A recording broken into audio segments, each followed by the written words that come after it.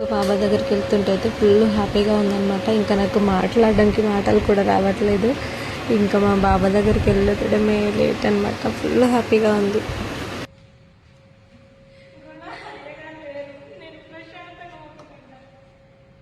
ఇదైతే ఒక మిరాకిల్ అని చెప్పాలన్నమాట. నేను బాబాకి తులసి మాల వేయాలి టెంపుల్కి వెళ్ళాను నిన్న నుంచి అనుకుంటున్నాను. నిన్న వెళ్ళలేదు. ఇంకా ఈరోజు వెళ్దామని వెళ్తే అయితే తులసి మాల దొరకలేదు. సరే నెక్స్ట్ థర్స్డే వెళ్దాంలే అనుకున్నాను.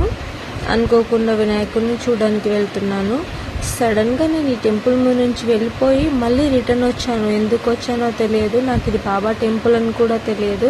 సడన్గా వచ్చి చూస్తే తెలిసింది ఇది మాత్రం బాబా టెంపుల్ అని. అప్పుడు అనిపించింది ఇంకా బాబా నన్ను పిలిపించుకున్నారని. ఫుల్ హ్యాపీగా ఉంది నాకైతే.